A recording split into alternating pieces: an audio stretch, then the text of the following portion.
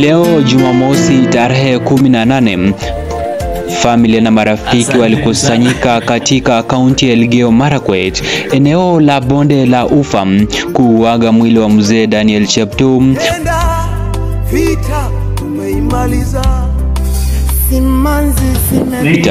marehemu ambaye ni baba mzazi wa Daktari Karen, mhadhiri wa chuo kikuu cha Lupe kilichoko katika kaunti ya Busia. Alikumbukwa kwa sifa zake za kipekee.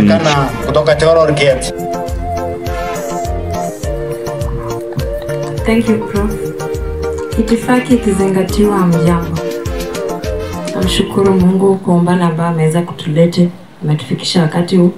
Ningependa pia kuwashukuru waombolezaji wote ambao mmetoka sehemu mbalimbali mkaja kujiunga nasi pamoja na mwadhiri wetu Dr. Karen.